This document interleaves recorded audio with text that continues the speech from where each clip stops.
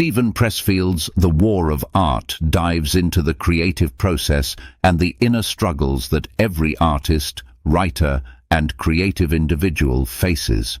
With a sharp, motivational tone, Pressfield dissects what prevents people from realizing their true potential, introducing the concept of resistance as the universal force that opposes creativity, growth, and self-fulfillment. This concise yet powerful book is divided into 3 main sections, each building on Pressfield's philosophy of overcoming inner obstacles to unlock creative freedom. Here is a summary that explores the key ideas in each section, along with essential learning points. Part 1. Resistance. Defining the enemy. The first section of The War of Art is dedicated to identifying what Pressfield calls resistance. He describes it as an invisible yet powerful force that stands in the way of any act that leads to individual growth, whether it's writing a novel, starting a new business, or even maintaining a healthy lifestyle. Resistance can manifest as procrastination, self-doubt, distraction, and even physical symptoms like illness. According to Pressfield, resistance is an internal force with the primary goal of keeping us in our comfort zones. Pressfield emphasizes that resistance is universal and impersonal, meaning that it affects everyone, regardless of their field or aspirations. It is not an external enemy but an internal barrier. The greater the significance of a goal or project to the individual, the stronger the resistance they will feel. For example, if someone dreams of becoming a novelist, their resistance to sitting down and writing will be intense, precisely because it matters to them on a deep level. Thus, resistance serves as an indicator of what truly matters to us. Key learning points. 1. Awareness of resistance. Recognizing resistance as a natural part of the creative process is essential. It's not unique to one person, nor does it signal that they lack talent or drive. 2. Resistance is strongest for important goals. When a task feels overwhelmingly challenging, it often means it is close to one's heart. This can help individuals identify where their true passions lie. Part 2. Combating resistance, turning pro. In the second part, Pressfield introduces the concept of turning pro as the ultimate way to overcome resistance. Unlike amateurs, professionals show up every day no matter how they feel. Professionals have a strict work ethic, maintain patience, and push through resistance, which is exactly what differentiates them from those who let resistance take over. The amateur, on the other hand, views creative work as a sideline, vulnerable to distractions and moods. A crucial aspect of turning pro, according to Pressfield, is cultivating discipline. Professionals understand that they cannot wait for inspiration to strike, but must create their own conditions for inspiration to emerge. This includes sticking to a routine, setting aside time for practice, and treating creative endeavors as they would any other job. Pressfield also emphasizes the need for self-validation, suggesting that true professionals do not rely on external approval or recognition to motivate their work. Key learning points. 1. Consistency is key. Success in any creative field requires daily commitment and consistency, which means overcoming feelings of boredom, fear, and self-doubt.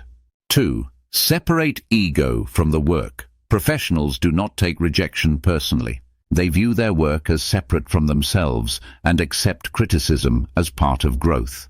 3. Inspiration follows discipline.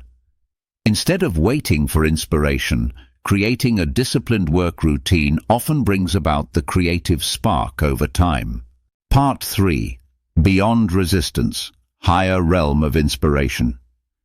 In the final section, Pressfield explores the idea of tapping into a higher realm of creativity and inspiration, which he believes is accessible to those who consistently overcome resistance and show up to do the work.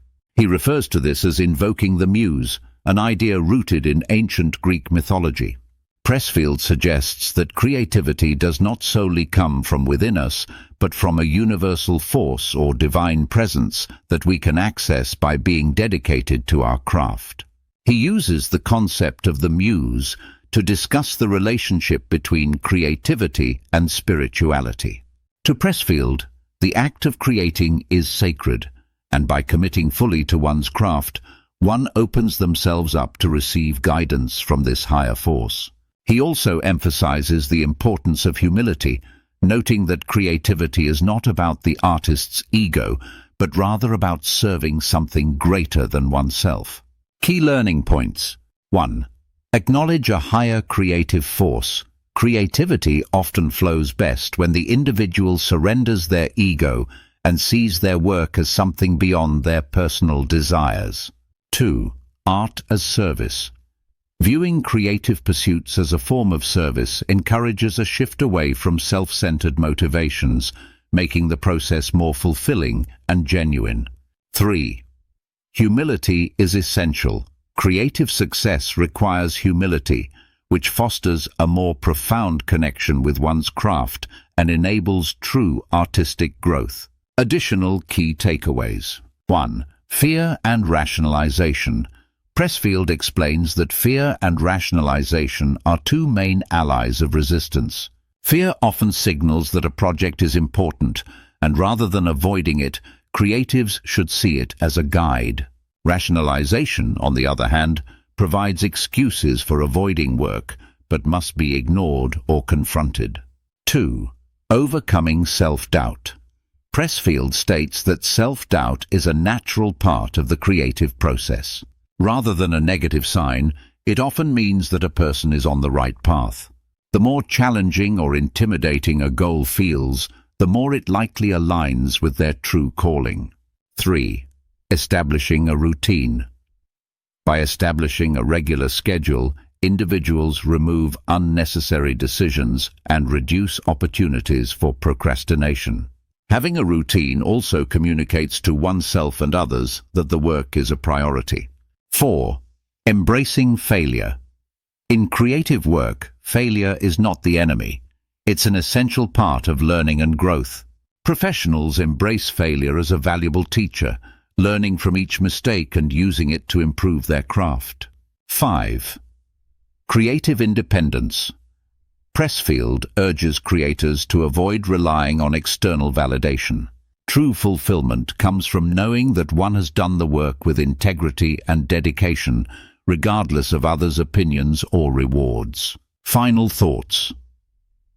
The War of Art is a call to action for anyone looking to pursue a creative life or achieve a deeply held goal. Pressfield offers a no-nonsense approach to overcoming internal struggles, emphasizing that the obstacles faced in the creative process are universal and conquerable.